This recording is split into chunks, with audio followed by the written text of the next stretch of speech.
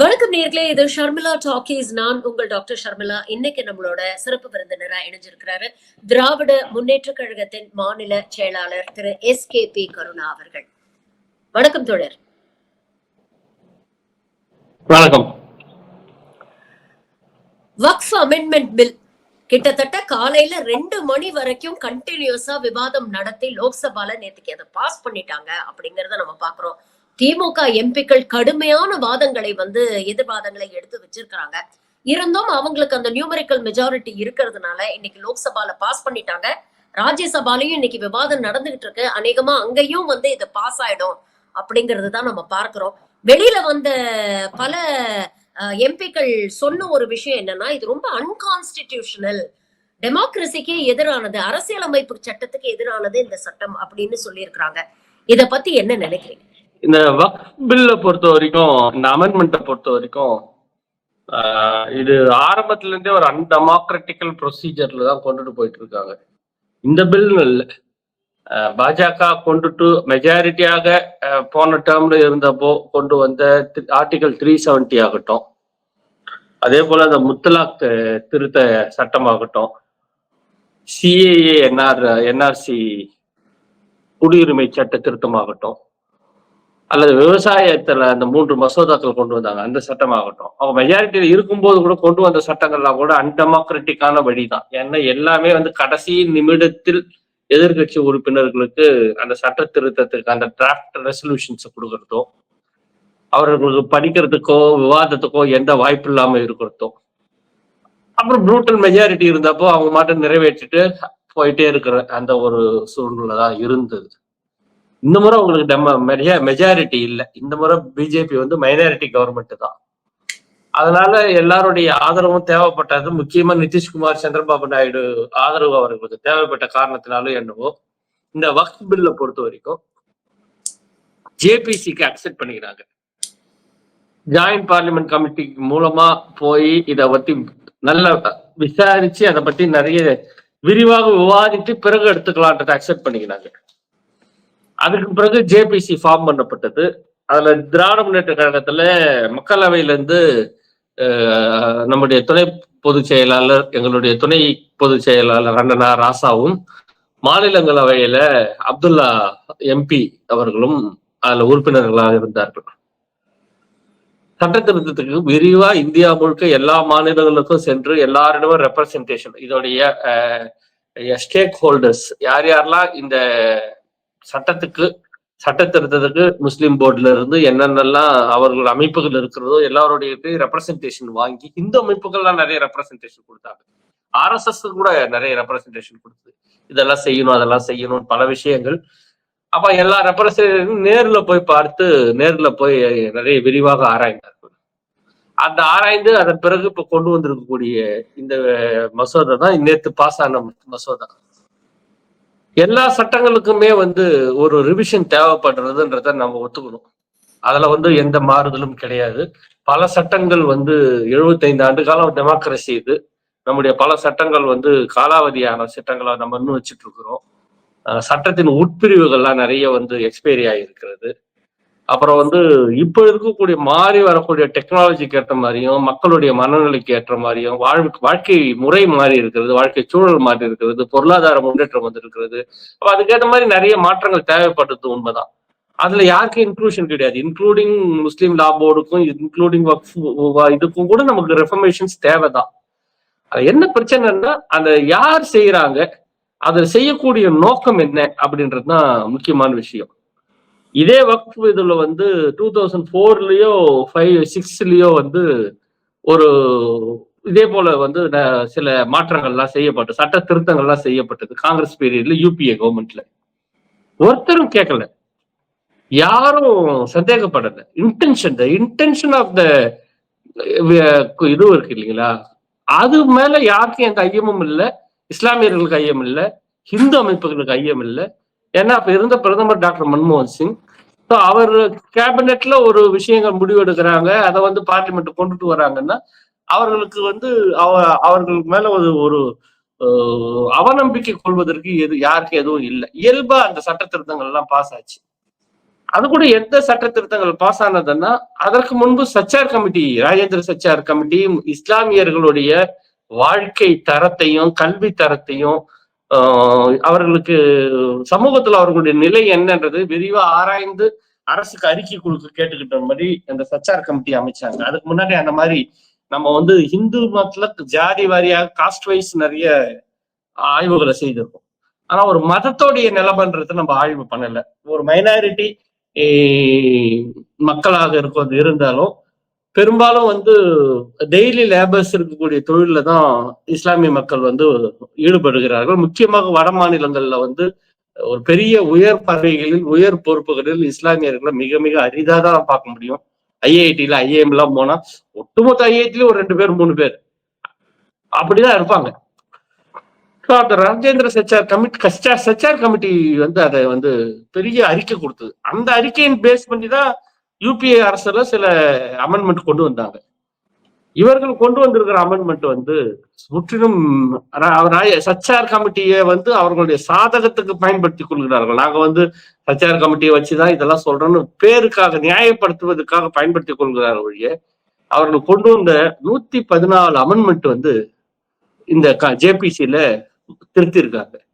ஒரு சட்டத்துல 144 இடத்துல அடிச்சு திருத்தி மாற்றி எழுதுவதுன்றது கிட்டத்தட்ட அந்த சட்டத்தை வந்து திருப்பி மறுபடியும் புதுசா எழுதுற மாதிரிதான்.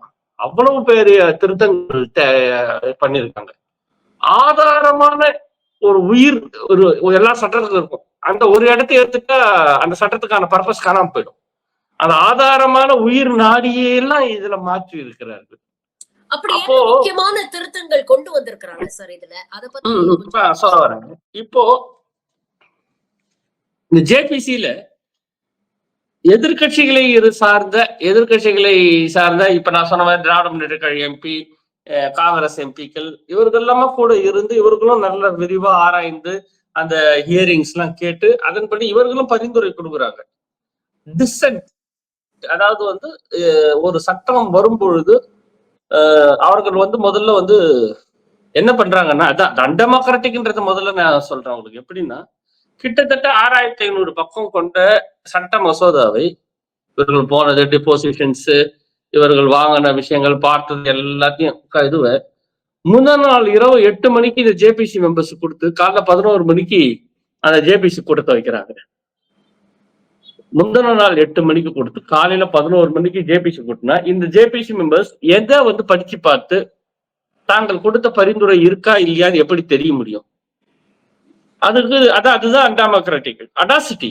நாங்க என்ன நினைக்கிறோமோ அதுதான் செய்வோம் அப்படின்ற ஒரு அடாசிட்டி. நீ படிச்சு என்ன பண்ண போற? நாங்க எல்லாம் முடிச்சுட்டோம், நீ கையெழுத்து போடு. வந்து இல்லையா வாக் அவுட் பண்ணிட்டு போ, இல்லையா டிசன் நோட் கொடு. ஆனா இதுதான் அப்படின்றது அவங்களுடைய நிலைப்பாடு. அப்போ எதிர்கட்சிகள் கொடுத்த 44 திருத்தங்களும் அவுட்ரைட்டாக ரிஜெக்ட் பண்ணிட்டு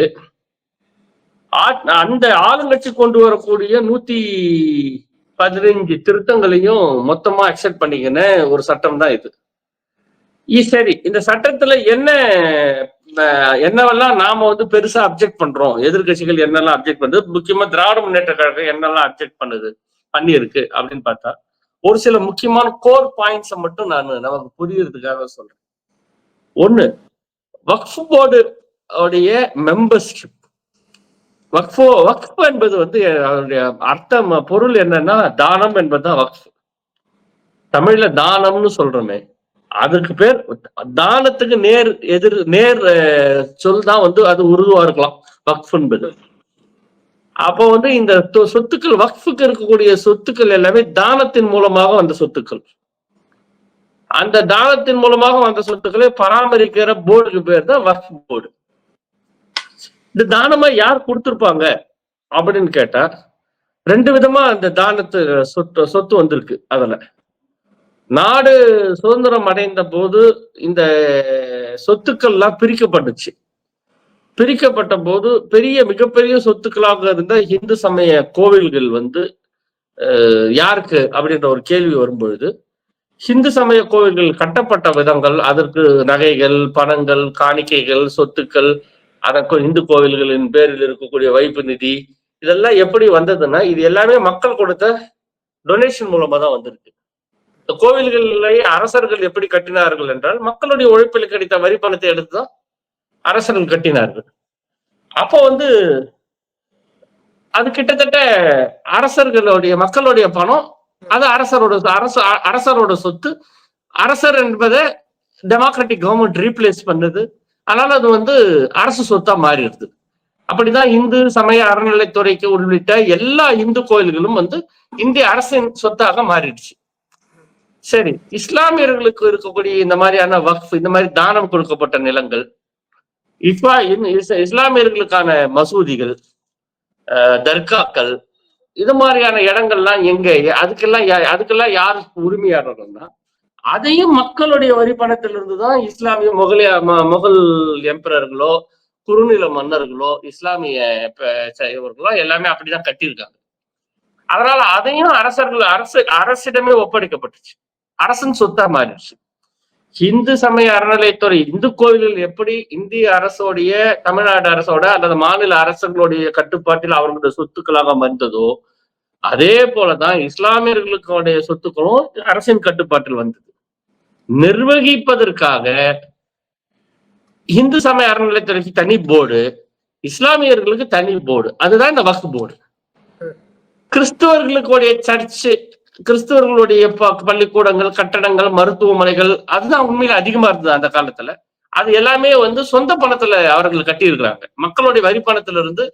பிரிட்டிஷ் இதெல்லாம் வந்து ரொம்ப வியப்பான விஷயம் கேள்விப்படுறதுக்கு. நம்மள வெள்ளக்காரன் ஆண்டான், 200 வருஷம் ஆண்டான், அவன் கஜானாவே அவன் தான் வச்சிருந்தான், அவன் பணம் தான். அரசர்கள் நினைச்ச மாதிரி எடுத்து அம்மாட்டு எவ்வளவோ சர்ச்சை கட்டிட்டு போயிட்டான்னு நம்ம நினைச்சிருக்கோம். ஆனா உண்மையில் ஒரு சர்ச்சு கூட மக்கள் பணத்துல இருந்து அவர்கள் கட்டல. எல்லாமே வந்து கிறிஸ்துவர்கள் காணிக்கையா கொடுத்து, ஆங்கிலேயர்கள் கிறிஸ்தவர்கள் அவங்கவுங்க சொந்த பணத்துல எடுத்து அதை கட்டியிருக்காங்க. மிஷினரிஸ் கட்டியிருக்காங்க. மிஷினரிஸ் வந்து வெளிநாடுகள்ல இருந்து வரக்கூடிய, ஐரோப்பாவில இருந்து வரக்கூடிய மிஷினரிகள் அவர்கள் பணத்தை வச்சு சர்ச்சுகள், மருத்துவமனைகள், கல்லூரிகள் எல்லாம் கட்டினாங்க. சோ இது எல்லாம் வந்து அரசுக்கு சம்பந்தம் இல்லாததால இதெல்லாம் அவர்களிடமே, மதத்திடமே ஒப்படைச்சாச்சு. அதனாலதான் சர்ச் மட்டும் இந்தியாவில், மிஷினரிஸ் மட்டும் தனியாக அவர்கள் வந்து அதை மேனேஜ் பண்றாங்க. ஆனாலும் எவ்ரி இயர் அரசு ஆடிட்டுக்கும் அரசுடைய சட்டத்திட்டங்களுக்கும் அவர்களும் உட்பட்டவர்கள் தான். இதுதான் வந்து இந்து, கிறிஸ்துவ, முஸ்லிம்களுடைய சொத்துக்களை வந்து இந்தியாவில் பிரிச்சுட்ட வரலாறு. அப்ப இந்த வக்ஃப் போர்டு தான் வந்து இஸ்லாமிய சொத்துக்களை, இஸ்லாமிய மசூதிகளை, தர்காக்களை எல்லாத்தையும் வந்து நிர்வகிக்கக்கூடிய போர்டு. அதுல வந்து ஸ்டேட் வக்ஃப் போர்டு, சென்ட்ரல் வக்ஃப் போர்டு, மாநிலத்துக்கு ஒரு போர்டும் ஒட்டுமொத்த இந்தியாவுக்கு ஒரு போர்டு இருக்கு. அதுல 11 உறுப்பினர்கள் இருக்கிறாங்க. அதுல வந்து என்ன வக்ஃப் சட்டம் என்ன சொல்கிறது என்றால், இது அரசியலமைப்பு சட்டத்துல வக்ஃப் சட்டத்துல இருக்குது. என்னன்னா, இந்த 11 உறுப்பினர்கள்ல 2 முஸ்லீம் எம்பி இருக்கணும், 2 முஸ்லீம் எம்எல்ஏ இருக்கணும், 2 முஸ்லீம் பெண்கள் இருக்கணும், 2 பேர் நான் முஸ்லீமா இருக்கணும். சோ 11 பேர்ல 8 பேர் எப்படி இருக்கணும்னு டெபினிஷனே கொடுக்கப்பட்டிருக்கு. அப்போ இது 11 பேர்ல 2 பேர் இஸ்லாமியர்கள் அல்லாதவர்களும் அதுல இருக்கிறாங்க. அது சட்டத்திலேயே அவங்க இருக்காங்க. இப்ப இந்து கோவில்கள்லயோ, இந்து அறக்கட்டளைகள்லயோ, இந்து சமய இதுலயோ ஒரு நான் ஹிந்து கூட இருக்க முடியாது. சட்டத்துல அப்படி இல்லை. ஆனா இஸ்லாமியர்களே 2 நான் முஸ்லிம்ஸ் அவர்கள் ஏற்றுக்கிறாங்க. இங்க நான் ஹிந்துஸ் யாரும் ஒருத்தரும் இருக்க முடியாது. இதெல்லாம் வந்து ஒரு நெகிழ்வுத்தன்மை, அந்த வக்ஃப் போர்டுடைய நெகிழ்வுத்தன்மையை காட்டுது. ஒரு இறுக்கமான ஒரு போர்டா இல்ல, நான் முஸ்லிம்ஸ கூட வச்சுக்கிறாங்க. இவர்கள் இந்த திருத்தத்துல என்ன செய்யறாங்கன்னா, இந்த 8 பேர்ல 6 பேர், 2 முஸ்லீம் எம்பி, 2 முஸ்லீம் எம்எல்ஏ, 2 முஸ்லீம் உமன் இருக்கு இல்லைங்களா, இதுல முஸ்லீம் என்ற பேர் எடுத்துடுறாங்க. அப்ப இந்த முஸ்லீம் என்ற பேர் எடுக்கிறாங்க அப்படின்னா, எந்த எம்பி ஒன்னாலும், எந்த எம்எல்ஏ ஒன்னாலும், எந்த பெண்கள் ஒன்னாலும் அப்படின்னு போனா, கிட்டத்தட்ட ஏற்கனவே 2 நான் முஸ்லீம், கூடுதலா 6 நான் முஸ்லீம் சேர்ந்தா 8 பேர் நான் முஸ்லிம்ஸ் வந்துட்டாங்கன்னா, 11 பேர்ல 8 பேர்னா யார் வக்ஃப் சொத்துக்களை நிர்வகிக்கக்கூடிய இந்த கமிட்டியில் 11 பேர்ல 8 பேர் முஸ்லீம் அல்லாதவர்கள் என்றால், இதுல என்ன டெமோக்ரஸி இருக்கிறது, இதுல என்ன நியாயம் இருக்கிறது, இதுல என்ன நேச்சுரல் ஜஸ்டிஸ் இருக்கிறது? இல்ல. ஏன்னா இஸ்லாமியர்கள் சொத்துக்களை நிர்வகிக்கக்கூடிய, அதன் பேரில் முடிவெடுக்கக்கூடிய உரிமைகளை இஸ்லாமியர்களுக்கு கொடுப்பதுதான நேச்சுரல் ஜஸ்டிஸ். அந்த உரிமையை எடுக்குது இந்த சட்டம். ஆனா சட்டத்துல அப்படி பண்ணிட்டு, அமித்ஷா அவர்கள் பேசும்பொழுது என்ன சொல்றாருன்னா, நாடாளுமன்றத்துல ஒரு நான் முஸ்லிம்களை கூட நாங்க அதுல உள்ள சேர்க்க மாட்டோம் என்பதை உறுதி அளிக்கிறேன். நீங்க சட்டத்துல மாத்திடுறாங்க, இடம் கொடுத்துடுறாங்க. ஆனா நாடாளுமன்றத்துல உறுதி அளிக்கிறேன்னு பேச்சுல சொல்றாங்க. இவருடைய பேச்சை நம்ம எப்படி நம்ப முடியும்? உண்மையில சொல்ல போனா 2 நான் முஸ்லீம் அதுல இருந்தே ஆகணும்னே சட்டம் இருக்குது. அப்போ ஒரு நான் முஸ்லீம் கூட இந்த உங்க நிர்வாக குழுவில் இடம்பெற மாட்டார்கள் என்று நான் உறுதியளிக்கிறேன் சொல்றது எவ்வளவு பெரிய அபத்தமான அபத்த கூற்று. இதோடைய இது என்ன அப்படின்றது ஒரு முக்கியமான விஷயம். 2வது, ஒரு இடம் தானம் கொடுக்கப்பட்டா அந்த தானத்தை திருப்பி வாங்க முடியாது. தான செட்டில்மெண்டோடைய அந்த தாத்பரியம் அந்த இதுவே அவ்வளவுதான், பேஸ் இதுவே தான். வக்ஃப் அப்படின்றது தானம் நான் சொன்னேன். Once waqf is always a waqf அப்படின்றது ஒரு ப்ரோவர்ப், ஒரு பழமொழி. ஒரு முறை தானம் அளிக்கப்பட்டு விட்டால் அது எப்பொழுதுமே தானக்கம் அளிக்கப்பட்ட இடம் தான். அந்த இடத்துக்கு இனிமே யாராலையும் உரிமை கோரவே முடியாது என்பதுதான் அதோடைய பொருள். இப்படி தானம் அளிக்கப்பட்ட இடங்கள் நிறைய இருக்குது. இப்ப உண்மையிலேயே இந்த இடங்களை கண் வைத்துதான் இந்த சட்ட திருத்தங்களே வருதுன்றதுதான் இப்ப எல்லாருடைய குற்றச்சாட்டும். இப்ப தமிழ்நாட்டுல இருக்கக்கூடிய இஸ்லாமிய சொத்துக்கள்லாம் நம்ம பார்க்கக்கூடிய சொத்துக்கள் எல்லாம் ரொம்ப என்ன சொல்றதுன்னா, நம்ம கண்ணை உறுத்தாத எளிமையான வழிபாட்டு தலங்கள். ஒரு மசூதி, ஒரு தர்கா, அப்புறம் அவர்களை இடுகாடுகள், இது போன்ற சொத்துக்கள்லாம் அவர்கள் பயன்படுத்தக்கூடிய மத கடமைகளை நிறைவேற்றக்கூடிய ஒரு இடங்கள். அதெல்லாம் நமக்கு ஒரு பெரிய விஷயம் கிடையாது. மவுண்ட் ரோட்ல ஒரு 10 ஏக்கர் இடம் காம்பவுண்ட் வால் போட்டு வச்சிருந்தா, திருச்சியிலையும் கோயம்புத்தூர்லயும் மதுரையிலையும் அப்படியே தெப்பக்குளத்துக்கு பக்கத்துல இன்னொரு தெப்பக்குளம் அளவுக்கு ஒரு பெரிய காலி கிரவுண்டு வச்சிருந்தாங்கன்னா, அவங்க சொந்தமா வச்சிருந்தாங்கன்னா, அது வக்ஃப் ப்ராப்பர்ட்டிக்கு சொந்தமான இடமா இருந்தா அதெல்லாம் கண்ணை உறுத்தும். அது எப்படி இவ்வளவு பெரிய சொத்து இருக்கிறது, இது என்ன பண்றாங்க, சும்மா தானே வச்சுட்டு இருக்கிறாங்க அப்படிலாம் உறுத்தும். இந்து சமய அறநிலையத்துறைக்கு அப்படி பல இடங்கள் இருக்கிறது. கோவில்களுக்கு சொந்தமான எவ்வளவோ இடங்கள் இருக்கிறது. இன்னும் சொல்ல போனா எங்க ஊர் திருவண்ணாமலை அருணாச்சலேஸ்வரருக்கும் சொந்தமான ஒரு கிட்டத்தட்ட ஒரு 100-150 ஏக்கர் நிலம் மயிலாப்பூர் நடுவுல இருக்குது. இங்க ஆரியபுரம் ராஜாநாபலிபுரத்துல நடுவுல இருக்கு. இப்ப நம்ம பார்க்கக்கூடிய இந்து தியாசபிக்கல் சொசைட்டி அப்படின்னு அந்த அடையாறு ஆலமரம் இருந்தது, அதை ஒட்டி இருக்கக்கூடிய மிகப்பெரிய இடம் திருவண்ணாமலை அருணாச்சலேஸ்வரர் கோயிலுக்கு சொந்தமான இடம். அதெல்லாம் இப்ப தெருக்களாக மாறி வீடுகள்லாம் கட்டியாச்சு. அதெல்லாம் வீடுகளா மாறி போச்சு. ஆனா அது அருணாச்சல சொந்தம் பண்ண. அதையெல்லாம் திருப்பி கோயில் இப்ப மீட்குது, ஜட்ஜ்மெண்ட் ஃபேவரா வருது, எழுதுறாங்க. அப்படி இந்துக்கு இஸ்லாமியர்களுக்கு மிகப்பெரிய சொத்துக்கள்லாம் இங்க தமிழ்நாட்டுல இல்ல. வட மாநிலங்கள்ல மிகப்பெரிய சொத்துக்கள் நடுவுல, பெரிய நகரங்கள் நடுவுல எல்லாம் இருக்கு. அந்த சொத்துக்கள் எப்படி வந்தது என்றால், இந்த பார்ட்டிஷன் அப்ப மிகப்பெரிய மத கலவரம் நடந்தது. இஸ்லாமியர்களை இந்து மெஜாரிட்டியா இருக்கும்போது இஸ்லாமியர்களை அவர்கள் கொன்றார்கள். இஸ்லாமியர்கள் மெஜாரிட்டியாக இருக்கக்கூடிய பாகிஸ்தான் பக்கத்துல அவர்கள் இந்துக்களை கொன்றார்கள். அப்ப பெரிய ரத்த வெள்ளமே ஓடிச்சு. கிட்டத்தட்ட 10-15 லட்சம் மக்களை நம்ம இந்த மத கலவரத்துக்கு நம்ம இழந்தோம். அப்போ உயிருக்கு பயந்து இங்க இருந்து இந்த இஸ்லாமியர்கள் எல்லாம் தன்னுடைய உடைமைகளை கையில கிடைச்சது எவ்வளவு எடுக்க முடியுமோ அதை மட்டும் எடுத்துட்டு குழந்தைகள் எல்லாம் கூட்டுட்டு ரயில்லையும் மாட்டு வண்டியிலையும் தப்பிச்சு பார்டர் தாண்டி போகும்பொழுது அவர்கள் இங்கே இருந்த சொத்துக்களை எல்லாம் வாய் வழியாக வக்ஃப் பண்ணிட்டு போயிட்டாங்க, தானம் அளித்துட்டு போயிட்டாங்க. வாய் வார்த்தை தான், இதெல்லாம் இறைவனுக்கு சொந்தம், இதெல்லாம் எங்களுக்கு இறைவனுக்கு கொடுத்துருன்னு போயிட்டாங்க. அந்த சொத்துக்கள் எல்லாம் இன்று வரைக்கும் நம்ம இந்த வக்ஃப் கண்ட்ரோல் இருக்கு. அவர்களுக்கு டாக்குமெண்ட் எல்லாம் இருக்காது, இதுக்கு எந்த மூலப்பத்திரம் எல்லாம் இருக்காது. இப்ப இந்த மாதிரியான விஷயங்கள் எல்லாம் ஒன்ஸ் வக்ஃப் இஸ் ஆல்வேஸ் வக்ஃப்ன்ற அந்த ப்ரோவர்புக்குள்ளதான் இதெல்லாம் அடங்கும். இப்போ அதை மாத்துறாங்க. Once waqf cannot be a work for all forever. தேவைப்பட்டா நம்ம அந்த பயன்பாடுகளை மாற்றிக்கொள்ளலாம்னு கொண்டு வராங்க. அப்படி கொண்டு வரும்போது இது இப்ப டாட்ஸ் கனெக்ட் ஆகும். 11 பேர்ல 8 பேரை நான் முஸ்லீமா கொண்டு அந்த நிர்வாகத்தின் கீழே இருக்கக்கூடிய சொத்துக்களுடைய பயன்பாட்டை மாற்றலாம்னு கொண்டு வரும்பொழுது இந்த நிலங்கள் எல்லாம் நிச்சயமாக இஸ்லாமியர்கள் கைவிட்டு வேற ஒரு பயன்பாட்டுக்கு மாற்றப்படும். யாருக்கு போகும்னா நமக்கு எல்லாருக்கும் தெரியும், எந்த சொத்தா இருந்தாலும் இந்த நாட்டில் அந்த சொத்து அடானிக்கு சொந்தமான சொத்து. அதனால நேரடியாகவோ மறைமுகமாகவோ அது அடானிக்கு தான் போகுது, அவர்களுக்கு எடுத்து கொடுத்துட்டு போறாங்க. இதுல இன்னொரு பியூட்டி என்னன்னா, இப்படி எடுக்கப்படும் போது அந்த சொத்துக்கு காம்பன்சேஷன் கூட கொடுக்க தேவையில்லை. அவங்க அரசு just like that Waqf board எடுத்து அந்த சொத்தை ஒருத்தர் கொடுத்துடலாம். அதுக்கான நட்டையீடு தொகை கூட கொடுக்க தேவையில்லை அளவுக்கு இந்த சட்டங்கள்ல இதை கொண்டு வந்திருக்காங்க. அடுத்த முக்கியமான விஷயம், இது ரெண்டாவது பாயிண்ட் நம்ம அப்செக்ட் பண்றது. அப்படி இருக்கக்கூடாது, ஒரு முறை வக்ஃப் செய்யப்பட்ட அந்த சொத்து வக்ஃபா தான் இருக்கணும் அப்படின்றது.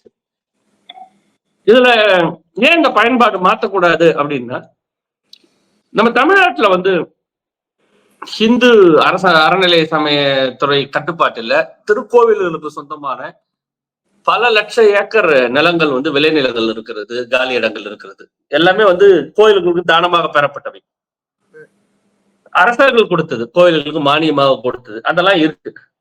இப்போ திராவிட முன்னேற்ற கழக ஆட்சி அமைந்த பிறகு நம்முடைய அறநிலைத்துறை இது வரைக்கும் கிட்டத்தட்ட 4000-5000 ஏக்கர் கணக்கு சொல்றாங்க. அவ்வளவு இடங்களை வந்து ஆக்கிரமிப்புல இருந்து மீட்டு திருப்பி வந்து கோயில்களுக்கு சொந்தமா கொண்டு வந்திருக்க. சென்னைக்குள்ள இருக்கக்கூடிய ரொம்ப முக்கியமான பெரிய இடங்கள் எல்லாத்தையும் ஆக்கிரமிப்புல இருந்து தான் கொண்டு வந்துட்டோம். இப்ப இந்த மாதிரியான இடங்கள் எல்லாம் கோயில் வருமானம், இப்ப கோயில்களுக்கு அது வந்து ஒரு குத்தகை கொடுவாங்க. மாசம் ஒரு வருஷத்துக்கு ஒரு வருஷம் குத்தகை கொடுவாங்க. அந்த குத்தகை பணத்தை வாங்கி கோயிலுக்கு பயன்படுத்துவாங்க. அது எப்பயுமே அப்படியே தான் இருக்க முடியாது, அதை மாற்றவே முடியாது. நாம அந்த இடத்துல வந்து அரசுக்கு ஏதாவது முக்கியமா தேவைப்படுறதா அந்த இடத்த எடுத்துக்க முடியாது. உதாரணத்துக்கு என்ன சொல்றேன்னா, கள்ளக்குறிச்சி புதிய மாவட்டம் ஆச்சு. கள்ளக்குறிச்சி புதிய மாவட்டம்னா அதுக்கு ஒரு பெரிய கலெக்டரேட், மாவட்ட ஆட்சித்தலைவர் அலுவலகம் கட்ட வேண்டியது இருந்தது. அப்ப தேர்வு குழு வந்து அங்க ஒரு பெரிய முக்கியமான இடத்தை தேர்ந்தெடுத்தது, அரசுக்கு சொந்தமான இடம். ஆனா பக்கத்துல வந்து கோவிலுக்கு சொந்தமான ஒரு ஏக்கர். இது ரெண்டையும் சேர்த்தாதான் அந்த 100-120 ஏக்கர் வருது மாஸ்டர் பிளான் காம்ப்ளெக்ஸ். அரசு என்ன முடிவு பண்ணிச்சுன்னா, கோவில் இடத்தை வந்து நம்ம எடுத்துக்கலாம், அதுக்கு சொந்தமான அதை விட 2 மடங்கு அதிகமான இடத்தை, அரசு இடத்தை இன்னொரு இடத்துல கோவிலுக்கு எக்ஸ்சேஞ்ச் பண்ணிடலாம் அப்படின்னு முடிவு பண்ணி அதை எடுக்க போகும்போது ஹைகோர்ட்டுக்கு போய் இந்து அமைப்புகள் ஹைகோர்ட்டுக்கு போய் அதை ஸ்டே வாங்கி அந்த இடத்த எடுக்கக்கூடாது அப்படின்னு சொல்லி நிறுத்தினாங்க. ஹைகோர்ட்டு ஸ்டே கொடுத்துச்சு. அப்படின்னா நமக்கு அரசுக்கு தேவைன்னா, அரசுக்கு சொந்த தேவை எதுவும் இல்லை, மக்களுடைய தேவைதானே அரசோட தேவை. அப்ப அரசு நினைச்சாலும் எடுக்க முடியாது இந்து கோவிலுக்கு சொந்தமான இடத்தை. இப்பொழுது அரசு நினைத்தால் எடுத்துக்கொள்ள முடியும் இஸ்லாமியர்களுக்கு சொந்தமான இடத்தை. தான் வந்து இரண்டாவது மிக முக்கியமான விஷயம். மூணாவது, லா ஆஃப் லிமிடேஷன். எந்த ஒரு சட்டத்துக்கும் கால வரையறைன்னு ஒண்ணு இருப்பாங்க. இந்த சட்டம் வந்து அடுத்த 20 வருஷத்துக்கு, இந்த சட்டம் அடுத்த 30 வருஷத்துக்கு அப்படின்னு ஒரு கால வரையறை கொடுப்பாங்க.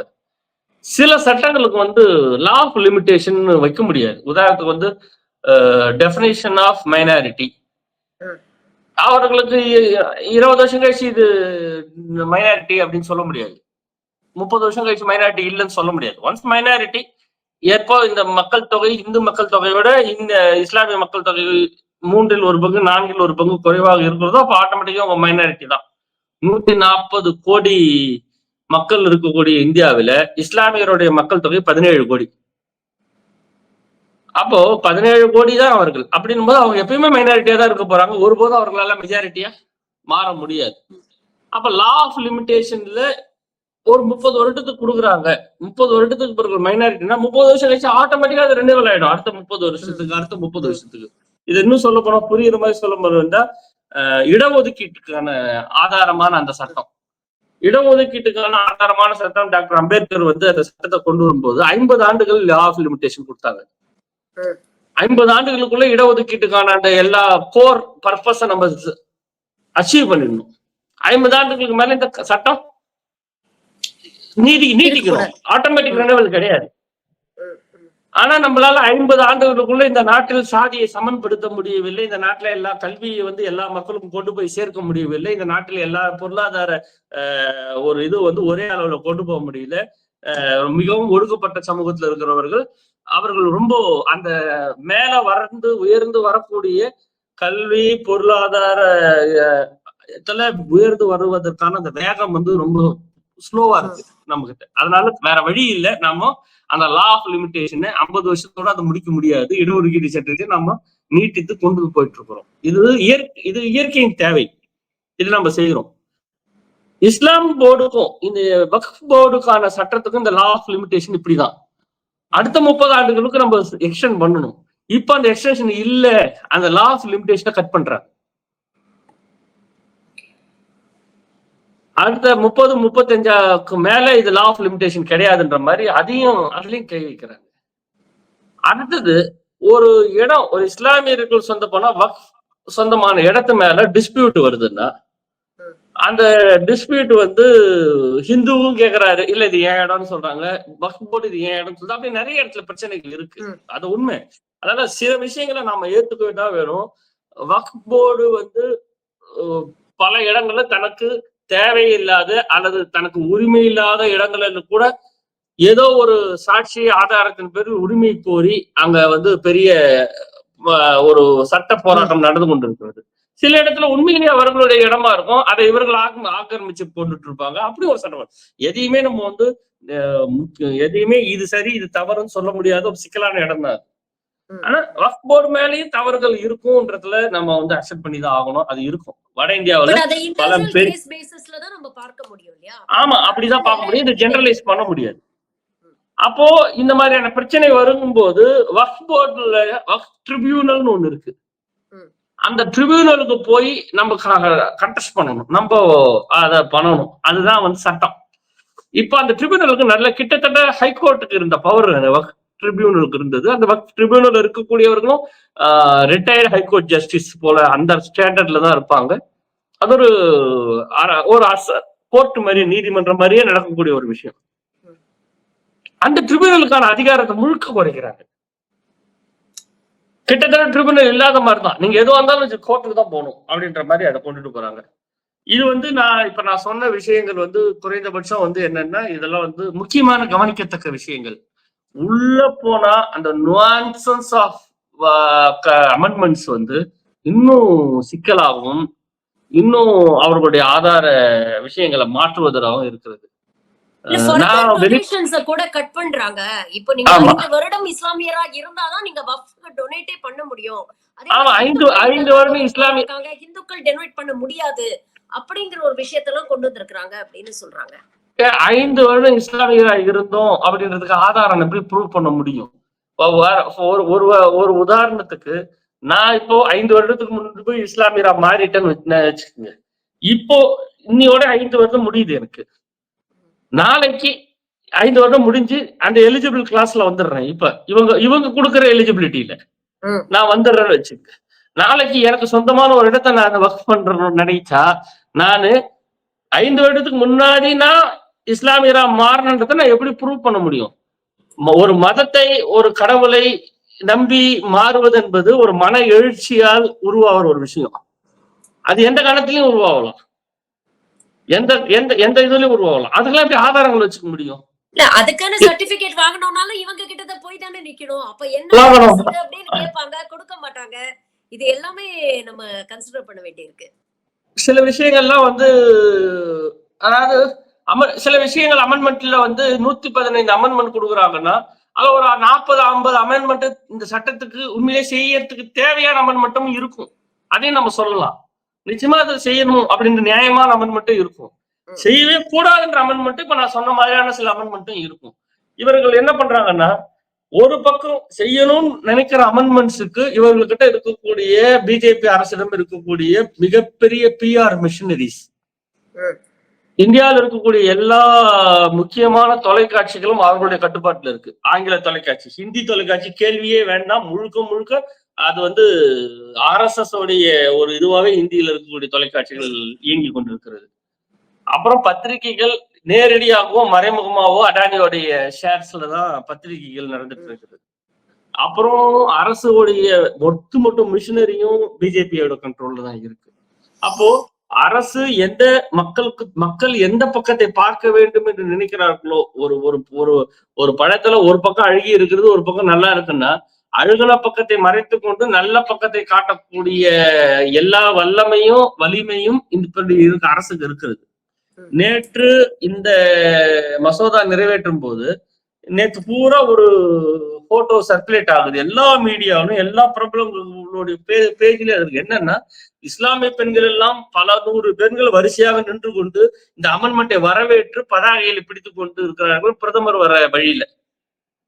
ஒரு வருது. நான் வந்து ஐ டோன்ட் பிளேம் தம். அவர்களை நம்ம குற்றம் சொல்ல முடியாது. ஏன்னா அவர்களுக்கு தேவையான, அவர்களை வரவேற்கத்தக்க ஒரு சில திருத்தங்கள் அமெண்ட்மெண்ட் கூட இதுல இருக்கலாம். அதை கூட அவர்கள் வரவேற்கலாம். அது முழுக்க செட்டப்னு கூட நம்ம சொல்லல. ஆனா நிச்சயமாக பாதிக்கக்கூடிய சில விஷயங்கள்லாம் இருக்கிறது. அதையெல்லாம் எந்த எதிர்ப்பும் இன்றி, எந்த திருத்தமும் இன்றி நேத்து அவங்க வந்து அதை வந்து நைட் நள்ளிரவில் 2 மணிக்கு ஒரு சட்டத்தை பாஸ் பண்றாங்க. இது நள்ளிரவு அரசாங்கம். எதுவா இருந்தாலும் நள்ளிரவுல தான் நடக்குது. நம்ம என்ன சொல்றதுன்னு தெரியல. ஜனநாயகத்துல இதுக்கு இப்ப எல்லாத்துக்கும் ஒரு எதிர்க்கட்சிகள், இப்ப நீங்க வைக்கக்கூடிய எதிர்க்கட்சிகள் வைக்கக்கூடிய, குறிப்பாக திமுக போன்ற கட்சிகளை சேர்ந்த எம்பிக்கள் வந்து பல விமர்சனங்களை வச்சிருக்கிறாங்க. ஆனா இதற்கெல்லாம் ஒரே பதில் அவங்க என்ன சொல்றாங்கன்னா, நீங்க மைனாரிட்டி அப்பீஸ்மெண்ட் அரசியல், ஓட் பேங்க் பாலிடிக்ஸ் பண்றீங்க. நீங்க வந்து நாங்க வந்து ஏழை இஸ்லாமியர்களுடைய சொத்துக்களை பாதுகாப்பு, அவங்களுக்கு வந்து ஒரு முன்னேற்றம் கொண்டு வரணும் அப்படிங்கிற முயற்சியில இறங்குறோம். ஆனா நீங்க ஓட்டு பேங்க் அரசியலுக்காக இதை எதிர்க்கிறீங்க அப்படிங்கிற ஒரு நாடகம் போடுறீங்க அப்படிங்கிற ஒரு குற்றச்சாட்டை வந்து வைக்கிறாங்க. இன்ஃபேக்ட் கிரண் ரிஜிஜு ஒரு படி மேலேயே போய் சொன்னாருன்னா, விட்டா வக்ஃப் போர்டு வந்து பார்லிமெண்டே எங்களுக்கு வக்ஃப் ப்ராப்பர்ட்டில தான் அமைஞ்சிருக்கு அப்படின்னு கூட சொல்லுவாங்க என்கிற ரீதியில் சொல்றாங்க. இப்ப சச்சார் கமிட்டியை பத்தி நீங்க மென்ஷன் பண்ணீங்க. சச்சார் கமிட்டியே மேற்கோள் காட்டுறாங்க. ஒரு காலத்துல சச்சார் கமிட்டியோட ரெக்கமெண்டேஷன்ஸ கடுமையா எதிர்த்த பாஜக இன்னைக்கு சச்சார் கமிட்டி ரெக்கமெண்டேஷன்ஸ் தான் நாங்க நடைமுறைப்படுத்திருக்கோம் அப்படின்னு காங்கிரஸ் ஒரு செக்மேட் வைக்கிறாங்க. இதெல்லாம் எப்படி நம்ம பாக்குறது? இப்போ எப்படி வந்து வக்ஃப் போர்டுல இருக்கக்கூடிய பணத்தை எடுத்து ஏழை இஸ்லாமியர்களுக்கு தருவார்கள்? எப்படி தருவார்கள்? கேள்வி. ஒருவேளை அப்படி எடுத்து தர முடியும் அப்படின்னு இருந்தா, இப்ப பல லட்சக்கணக்கான கோடி ரூபாய்கள் மதிப்புள்ள சொத்துக்களும், தங்கங்களும், கோவில்கள், திருக்கோவில்கள் பேர்ல பேங்க்ல டெபாசிட் பண்ணி நம்ம வச்சிருக்கிறோம். அதை எடுத்து நம்முடைய இந்து மக்களுக்கு அதை பயன்படுத்துவதற்கு எது தடையாக இருக்கிறது? ஏன் பயன்படுத்துவது இல்லை? உண்மையிலேயே வக்ஃப் ப்ராப்பர்ட்டியில் இருக்கக்கூடிய வரக்கூடிய வருமானத்தை, இருக்கிற சொத்தை எடுத்து ஏழை இஸ்லாமியர்களுக்கு அவர்கள் தரப்போறாங்க, அவர்களுக்கு அந்த செல்வத்தின் பலனை பங்கு போட்டு பங்கிட போகிறார்கள், அந்த பலனை வந்து அந்த மக்களுக்கு கொண்டு போய் சேர்க்க போகிறார்கள்னா, தனிப்பட்ட முறையில் நான் அதை வரவேற்கிறேன். தனிப்பட்ட முறையில் அதை வரவேற்கிறேன். யார் பணமா இருந்தாலும், எந்த மதத்தை சார்ந்ததா இருந்தாலும், கடவுளுக்கு பணம் தேவையில்லை. கடவுளுக்கு சொத்து தேவையில்லை. கடவுளுக்கு தங்கம் கட்டி கட்டியா தேவையில்லை. எந்த கடவுளுக்கும் தேவையில்லை. இப்போ அல்லா பேர்ல இருக்கக்கூடிய சொத்துக்களை அவர் ஒன்றும் அனுபவிக்க போறது இல்லை. அவரை நம்பி அவருடைய வழிபாட்டுகளை, அவருடைய நபிகள் சொன்ன அந்த திருமறைகளை, மந்திரங்களை, குரானை, ஹதீஸ்களை ஏற்றுக்கொண்டு அதை நம்பி வாழ்க்கை பயணிக்கிறவர்களுக்கு, அவர்கள் மருத்துவ செலவிற்கு, அவர்கள் கல்வி செலவர்களுக்கு, அவர்கள் வாழ்க்கை முன்னேற்றத்துக்கு அந்த பணங்கள் பயன்படுதுன்னா அதை நான் வந்து தனிப்பட்ட முறையில் வரவேற்கிறேன். அதே மாதிரியான சிஸ்டத்தை, திருத்தத்தை ஹிந்து தரப்பிலும் அரசு செய்யணும். ஹிந்து கோவில்களுக்கு சொந்தமான பணத்தை எடுத்து ஹிந்து மக்களுக்கு தேவையான எல்லா செயல்களையும் செய்யறதுக்கு நாம அனுமதிக்கணும். இங்க ஏன் அவ்வளவு இதை வரவேற்கிற பிஜேபி இதையெல்லாம் வக்ஃப் திருத்தத்தை நள்ளிரவில் அந்த சட்டத்தை திருத்தத்தை அந்த சட்டம் வந்து பாஸ் ஆகும்போது அதுக்கு பட்டாசு அடிச்சு கொண்டாடக்கூடிய ஹிந்து பரிவார்கள், இந்து அமைப்புகள் ஏன் தன்னுடைய மதத்துல இதை செய்ய தடையா இருக்கிறாங்க? கபாலீஸ்வரர் கோவில் திருக்கோவில் நிதியிலிருந்து ஒரு பெண்கள் கல்லூரியை நம்ம தொடங்குறோம். சென்னையில இருக்கக்கூடிய பல கோவில்கள்ல, திருக்கோவில் நிதிகள்ல பல 100 கோடி ரூபாய் இருக்கிறது. அந்த கோவில் நிதிகள்ல இருந்து ஒரு டெபாசிட்ல இருக்கக்கூடிய வட்டியை வச்சு, அந்த டெபாசிட் கூட தொடரல, ஒரு 100 கோடி ரூபாய் இருக்குன்னா 100 கோடி ரூபாயில இருந்து மாசம் மாசம் வட்டி வருது. அந்த வட்டி பணத்தை எடுத்து, அந்த 100 கோடி அப்படியே இருக்கும் எப்பயுமே பரவர். வட்டி பணத்தை எடுத்து நாம வந்து கொஞ்சம் செலவு பண்ணி, அரசும் கொஞ்சம் பணத்தை போட்டு ஒரு பெண்கள் கல்லூரி நடக்குது. மயிலை கற்பகாம்பாள் கலை கல்லூரி அப்படின்னு ஒரு கல்லூரி ஆரம்பிக்குது. இப்ப சென்னையில கூட பல கோவில்கள் ஆரம்பிக்குது. அப்ப இந்த மயிலை கற்பகாம்பாள் கலை கல்லூரியில் யார் படிப்பாங்க? மெஜாரிட்டி இந்தியாவில் இருக்கக்கூடிய 140 கோடி பேர்ல 17 கோடி இஸ்லாமியர்கள், 10 கோடி கிறிஸ்டியன்கள், 6% 12% மீதி 88% இந்து தானே. அப்ப இந்துக்கள் தானே படிக்க போறாங்க. இலவசமா படிக்க போறாங்க. அதை ஏன் தடுக்கிறாங்க? கோவில் நிதிகளில் இருந்து கல்லூரி கட்டுவதற்கும், கோவில் நிதிகளில் இருந்து பள்ளிக்கூடங்களை கட்டுவதற்கும், நடத்துவதற்கும் ஏன் இந்து அமைப்புகள் எதிர்க்கிறது? கோயில் நிதியில இருந்து எடுத்து உடைச்சி டெபாசிட்டை எடுத்து யார் யாரெல்லாம் வறுமை கோட்டில் இருக்கிறாங்களோ அவங்க எல்லாரும் கூப்பிட்டு அவங்க அக்கௌண்ட்ல 5 லட்சம், இந்த சேம் 5 லட்சம் அதை போட சொல்லல. அந்த பணத்தை எடுத்து வேற எந்த பயன்பாட்டுக்கும் பண்ண சொல்லல. திருத்தணி கோவில் மலை மேல இருக்கிறது. திருத்தணி கோவிலுக்கு போகக்கூடிய பாதை சரியாக இருந்தாதான், திருத்தணி கோயிலுக்கு போற மின்சாரங்கள் சரியா வந்தாதான், திருத்தணி கோயில்ல போற பாதுகாப்புகள் இருந்தாதான் மக்களுக்கு அங்க வருவாங்க. அப்பதான் அங்க வருமானம். ஆனா அந்த பாதை முதற்கொண்டு எல்லா விதமும் எல்லாமே நாம அரசு பணத்துல இருந்து செய்யறோம். ஆனா அரசு கோவிலுக்கு வரக்கூடிய வருமானத்தை அரசு தொட முடியாது. இந்த கட்டுப்பாட்டை ஏற்றுக்கொண்டு இதுக்குள்ளதான் நிர்வாகங்கள் நடக்கிறது. நமக்கு இதுல குறைகள் இருந்தாலும், உதாரணத்துக்கு பத்மநாப சாமி கோவில் கிட்டத்தட்ட 1 லட்சம் கோடி ரூபாய்க்கு மேல நகைகளை தங்க நகைகள் கண்டுபிடிக்கப்பட்டிருக்காங்க. 1 லட்சம் கோடி. கேரளா மாநிலத்தோடைய திருவாங்கூர் சமஸ்தானத்துடைய கடனை ஒட்டுமொத்த கேரளா மாநிலத்தோட கடனையும் பத்மநாப சாமி அடைச்சிடலாம். அவ்வளவு சொத்துக்கள் இருக்கிறது. அதை எடுத்து பண்ணல. நம்ம அதை எடுத்து பண்ணணும்னு கூட சொல்லல. ஆனா அதே பிரின்சிபல, அதே ஸ்கேல இங்கேயே வச்சு அளக்க மாட்டேறீங்க. why you need different scale to measure this? வக்ஃப்ல மட்டும் ஏன் நீங்க அந்த பணத்தை எல்லாம் எடுத்து ஏழை இஸ்லாமிக் கொடுக்கணுன்ற எண்ணம் உங்களுக்கு ஏன் வருது? அப்ப அப்படி வருதுன்னா அதை இந்த இந்து தரப்பிலையும் இந்து மக்களுக்கும் அதே மாதிரி செய்யணும் அப்படின்னு நம்ம கேட்கிறோம். இந்த மாதிரியான முரண்பாடுகளின் மூட்டைகளாக தான் இந்த பிஜேபியோட அரசு இருக்கிறது. இது நிச்சயமா இந்த அப்பீஸ்மெண்ட்னு சொல்றாங்க. உண்மையில சொல்றேன், ஒரு மைனாரிட்டியாக இருக்கக்கூடிய மக்கள் மீது அவர்களுக்கு யார் பாதுகாப்பு? மெஜாரிட்டி தான் பாதுகாப்பு. 17 கோடி மக்கள் இஸ்லாமியர்கள் சொல்றோம். இந்த 17 கோடி இஸ்லாமியர்கள் என்பது உலகத்திலேயே முஸ்லிம்கள் மிக அதிகமாக இருக்கக்கூடிய நாடு இந்தோனேஷியா, அடுத்தது இந்தியா. அப்ப இஸ்லாமிய நாடுகளை விட அதிகமான பாப்புலேஷன் இந்தியா வச்சிருக்கு இஸ்லாமியர்களுக்கு. இருந்தாலும் இங்க அவர்கள் மைனாரிட்டி. கிட்டத்தட்ட 6 முதல் 8% இந்த மக்கள் இருக்காங்க. அவர்கள் மெஜாரிட்டி மக்கள் தான் பாதுகாப்பு. அப்ப இந்த மாதிரியான ஒரு சமூகத்துல இப்படி ஒரு இருக்கும்போது அவர்களுக்கு பிஜேபி அரசின் செயல்பாடுகள் தொடர்ந்து அவர்களுடைய ஆதாரமான நம்பிக்கைகளை பாதுகாப்பு. உதாரணத்துக்கு ஹோலி கொண்டாட போறோம், நாங்க வண்ணப்பொடிகளை தூவி வீசி நாங்க கொண்டாட, அதெல்லாம் நம்ம பக்கம் இல்ல. நல்ல வேலை, அதெல்லாம் நமக்கு இல்ல. நம்ம தமிழ்நாட்டுல இந்த மாதிரியான பழக்கம் இல்ல. அங்க வட மாநிலங்கள்ல ஹோலி கொண்டாடுவது பெரிய ஒரு கொண்டாட்டம். அப்ப ஒரு முதலமைச்சர் சொல்றாரு, நாங்க ஹோலி கொண்டாட போறோம், பெயிண்ட் எல்லாம் அடிப்போம், ஸ்ப்ரே எல்லாம் பண்ணுவோம், வரவங்க பேரெல்லாம் பூசுவோம், அதனால சத்தம் போடுவோம், வாத்தியம் வைப்போம், நீங்க உங்க மசூதிகளை தார்பாய் போட்டு மூடிக்குங்க, அப்புறம் நீங்க திறந்து வச்சுட்டு எங்க கோலப்பொடி வண்ணப்பொடி உள்ள அடிச்சா நீங்க கம்ப்ளைண்ட் பண்ணாதீங்க, நீங்க பெண்கள் புர்கா போட்டுக்கிற பெண்கள் யாரும் வெளியே வராதீங்க, நீங்க அப்புறம் நாங்க மேல மூஞ்சில இது தடவணும், மேல இந்த வண்ண திரவத்தை ஊத்தணும்னு கம்ப்ளைண்ட் பண்ணாதீங்க அப்படின்னு சொல்றதா ஜனநாயகம்? எது நாம என்ன சொல்றோம், நாம என்ன பண்றோம்? தமிழ்நாட்டுல மசூதிக்குன்னு தனி இடம் கிடையாது. கோவில் எங்க இருக்கிறதோ அந்த பக்கத்துல மசூதி இருக்கும், அந்த பக்கத்துல தர்கா இருக்கும், இந்த பக்கத்துல சர்ச் இருக்கும். எங்க ஊர்ல ஒரு மைய புள்ளியில தந்தை பெரியார் சிலை இருக்கிறது. தந்தை பெரியார் சிலைக்கு நேர் பக்கத்துல திருவண்ணாமலை மிகப்பெரிய சர்ச் இருக்கிறது.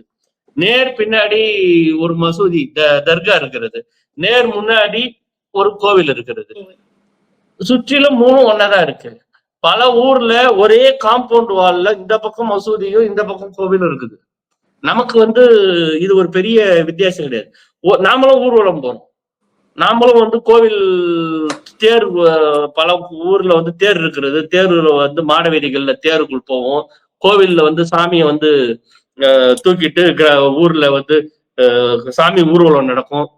அப்புறம் இந்த மயான கொல்லன்னு ஒரு சிவராத்திரி அப்போ ஒரு விழா நடக்கும். எங்க ஊர் பக்கம் அது ஃபேமஸ். எலுமிச்சம்பழம் எல்லாம் குத்திக்கிட்டு பல வேடங்கள் போட்டுட்டு பெண்கள் மாதிரி சிவன் மாதிரி சக்தி மாதிரிலாம் வேடம் போட்டு ஆட்டம் போட்டுக்கிட்டு சுடுகாட்டுக்கு போவாங்க. அது ஒரு விழா. இப்படி நிறைய நடக்கிறது. நாம ஒருபோதும் இதெல்லாம் செய்யும் போது அங்க இருக்கிற மசூதி மேல ஏறி நிக்கிறது இல்லையே, அந்த மசூதி உள்ள தூக்கி எதையும் போடுறது இல்லையே. அங்க மேல ஏறி பெயிண்ட் அடிக்கிறது இல்லையே. நம்மளுடைய இயல்புகள் நாம நடந்துட்டு இருக்கோம். அவங்க அந்த பக்கம் அடுத்த கடமையா இருக்கணும். ஒரு அரசியல் பொதுக்கூட்டம் முக்கியமாக இந்த அரசியல் பொதுக்கூட்டங்கள்ல பல பொதுக்கூட்டங்கள்லாம் பேசும்போது இந்த மாலை ஒரு 7-7:15 மணிக்கு ஒரு நமாஸ் பண்ணுவாங்க. அது ஒரு நேரம். அந்த நேரம் அந்த 5 வேளை தொழுகையில ஒரு நேரம் வரும். அப்ப நாங்க பொதுக்கூட்டத்துல பேசியே இருந்தோம்னா அந்த தொழுகைக்கான சத்தம் அந்த ஸ்பீக்கர்ல அந்த அறிவிப்பு வந்து பாடல் ஆரம்பிச்ச உடனே நாங்க எங்களுடைய மைக்கை நிறுத்திடுவோம். நாங்க பேச மாட்டோம். எல்லா தமிழ்நாட்டுல எல்லா பொதுக்கூட்டத்திலும் எல்லா கட்சியும் இத நாம வந்து பண்றோம். நாம அவர்களை மதிக்கணும். அரசியல் பொதுக்கூட்டமா இருந்தா கூட அந்த பாங்கு ஓதி முடிக்கிறதுக்கு ஒரு 5 நிமிடம் ஆகுதுன்னா 5 நிமிடம் அமைதியா நிற்போம். அது முடிச்ச உடனே திருப்பி அந்த மைக்ல நாங்க அதை தொடரும், பொதுக்கூட்டத்தை தொடரும். இந்த இந்த இணக்கம் இருக்கு இல்லையா, இந்த புரிந்துணர்வு, இது எல்லாத்தையும் கெடுக்கிற விஷயமா தான் பிஜேபி பண்ணுது.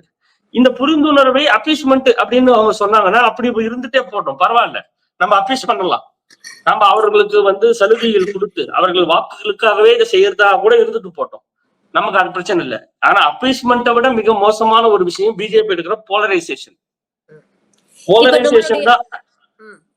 போலரைசேஷன் தான் இந்த நாட்டின் மிகப்பெரிய ஆயுதம். இப்ப இந்து போலரைசேஷன்.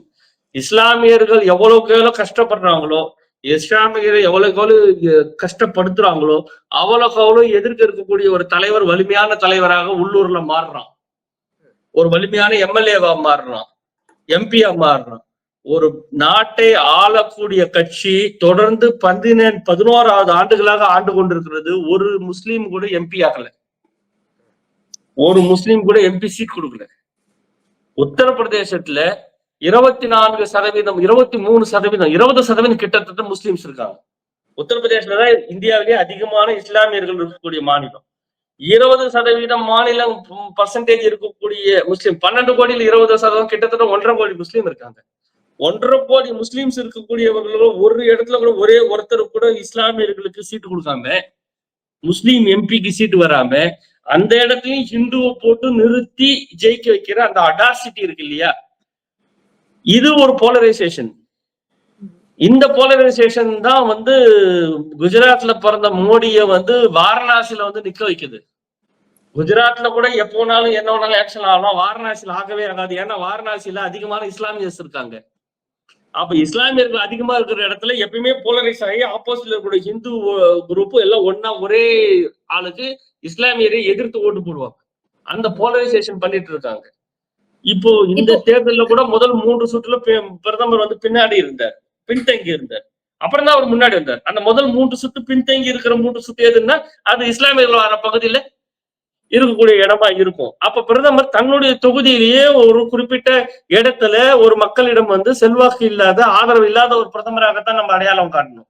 அதாவது அப்பீஸ்மெண்ட் இவங்க சொல்லுவாங்க அப்படின்ற ஒரு காரணத்துக்காக நம்மள மாதிரியான மாநில கட்சிகள், நம்மள மாதிரி சிறுபான்மை மக்களிடம் வந்து மாமா மச்சான் தான் பேசுவோம். நம்ம உறவு முறை கொண்டாடி கூட இருக்கக்கூடிய இந்த மக்களுக்கு அவருக்கு தேவையான நேரத்துல துணை நிக்கிறதுக்கு தயங்கி நம்ம தள்ளி நிக்க முடியாது. நம்ம நிச்சயமா கூட தான் நிற்போம். திராவிட முன்னேற்ற கழகம் சட்டமன்றத்துல வந்து இந்த சட்டம் வர்றதுக்கு முன்னாடியே சீர்திருத்த அமெண்ட்மெண்ட்ஸை வந்து 3 நாளைக்கு முன்னாடியே நம்ம ஒரு சட்டத்தை கொண்டு வந்தோம், அதாவது தீர்மானத்தை கொண்டு வந்தோம். இப்போ அதை மீறி நேற்று வரும் மறுபடியும் இன்னைக்கு கண்டன தீர்மானம் கொடுத்துருக்கோம். ஒரு கோர்ட்டுக்கு போறதா, நீதிமன்றத்துக்கு போறதா அறிவிச்சிருக்காரு முதலமைச்சர். இந்தியாவில எத்தனையோ மாநிலங்கள் இருக்கிறது, முதலமைச்சர்கள் இருக்கிறாங்க. போனா இது வந்து இந்த அமெண்ட்மெண்ட் பில்ல வந்து தடுத்து நிறுத்த முடியுமா, இல்ல அதை ரிப்பீல் பண்ண முடியுமா? அதற்கான பாசிபிலிட்டிஸ் இருக்கு இல்ல. இப்ப நமக்கு என்ன ஜனநாயகத்துல என்ன வழி இருக்கிறது? நமக்கு என்ன வழி இருக்குது? நமக்கு எந்த வழியும் இல்ல. நமக்கு வந்து நாம ஜனநாயகத்துல என்ன வழி இருக்கோ அந்த வழிபடிதான் நம்ம போக முடியும். நம்ம ஜனநாயகத்தை மீறி எந்த வழியும் எடுக்க முடியாது. அப்போ எடுக்கணும்னா அது தேர்தல் அப்போ மக்கள் செல்வாக்கோட, மக்கள் ஆதரவோட ஆட்சியை மாத்திட்டு தான் இந்த சட்டங்கள்லாம் ரிப்பீல் பண்ணலாம். இதுல என்ன பண்ண முடியும்? இப்ப சிஏஏ உதாரணத்துக்கு நீட், இப்ப நீட்டு விலக்குன்றது நம்மளுடைய முக்கியமான கோரிக்கை, தமிழ்நாட்டோட கோரிக்கை. நம்ம சட்டம் ஏற்றிட்டோம், நீட்டு வேணாம்னு சொல்லிட்டோம், சட்டம் ஏற்றிட்டோம், அனுப்புறோம். ஜனாதிபதி அங்க கையெழுத்து போடலாம், இங்க ஆளுநரே கையெழுத்து போட்டாலே போதும், ஜனாதிபதிக்கு அனுப்ப வேண்டிய அவசியமே இல்லை. ஆனாலும் போராட்டம் நடந்துட்டு இருக்குது. சட்டப்படி நமக்கு இருக்கக்கூடிய உரிமை வரல, நாம போராடுறோம். போன தேர்தலில் 40 சீட்டு மெஜாரிட்டி குறைவு யாருக்கு? பிஜேபிக்கு. இன்னொரு 40 சீட்டை குறைச்சிட்டோம்னா பிஜேபி அரசு இல்லை. அப்ப நான் பிஜேபி அரசு வரும்பொழுது நமக்கு அங்க ஒரு பெரிய குரல் இருக்கும். ஒரே நாள்ல நீட்டை நம்ம சட்டத்தை எக்ஸம்ஷன் வாங்கி தமிழ்நாட்டுக்கு நீட்ல இருந்து வந்துடலாம். தமிழ்நாட்டுல எந்த நுழைவுத் தேர்வும் வேண்டாம்னு சொல்லலாம். கல்வியை மாநில பட்டியலில் கொண்டு வரதுக்கு இந்த முறை முழுசா முயற்சி பண்ணி கொண்டு வரலாம். அப்போ ஜனநாயகத்துல நமக்கு என்ன ஆப்ஷன்ஸ் இருக்கோ அதை தான் நம்ம எக்ஸசைஸ் பண்ண முடியும். ஜனநாயகத்துல இப்ப இருக்கக்கூடிய ஆப்ஷன்ஸ் பார்லிமெண்ட் ஆக்டை தாண்டி அதை சேலஞ்ச் பண்ணக்கூடிய ஒரே ஆப்ஷன் கோர்ட்டு தான். அதனால கோர்ட்டுக்கு போக போறோம், நம்பிக்கையோடு இருக்கும். கோர்ட் ஏதாவது ஒரு நல்ல முடிவு எடுக்கும் நம்பிக்கையோடு இருக்கும். கண்டிப்பா இது அன்கான்ஸ்டிடியூஷனல் அப்படின்னு சொல்லும் பொழுதே இதுல அப்படின்றத நம்மளோட சேலஞ்ச். ஏன்னா இது வந்து ஆரம்பத்துல இருந்தே எந்த டெமோக்ராட்டிக் ப்ராசஸும் நடக்காம, எந்த நேரமும் கொடுக்காமல், எந்த கன்சல்டேஷன் ப்ராசஸும் இல்லாம, நம்மளுடைய எதிர்கட்சிகளுடைய எந்த கோரிக்கைகளுக்கும் கேட்காம, ஒரு திருத்தம் கூட அக்செப்ட் பண்ணாம முழுக்க அவர்கள் விருப்பப்படி பண்ணும்போது தட் பிகம்ஸ் அன்கான்ஸ்டிடியூஷனல். ஆரம்பத்துல பாத்தீங்கன்னா சோசியலா வந்து இஸ்லாமியர்களை ஒடுக்க முயற்சி பண்ணாங்க. அதுக்கப்புறம் அவங்களுடைய பொலிட்டிக்கல் ரெப்ரசன்டேஷனை குறைச்சிட்டாங்க. இப்போ பொருளாதார ரீதியாகவும் இஸ்லாமியர்களை முடக்கக்கூடிய ஒரு முயற்சியில் பாஜக இறங்கி இருக்கிறாங்க. திமுக தன்னுடைய கடுமையான எதிர்ப்பை வந்து பதிவு பண்ணியிருக்கு. மாண்புமிகு முதலமைச்சர் வந்து இதை சட்ட ரீதியாக சந்திப்போம் அப்படிங்கிற ஒரு நம்பிக்கையும் இங்க இருக்கக்கூடிய சிறுபான்மையினருக்கு கொடுத்திருக்கிறாரு. இது இனி வரும் காலங்களில் இது எப்படி வந்து பிளே அவுட் ஆகுது அப்படிங்கறத பொறுத்துன்னு பார்ப்போம். பல விஷயங்களை ரொம்ப எளிமையாக எல்லாருக்கும் புரியுற வகையில இன்னைக்கு நீங்க விளக்கமா சொன்னீங்க. உங்கள் நேரத்துக்கும் கருத்துக்களுக்கும் மிக்க நன்றி sir. Thank you very much for joining. நன்றி.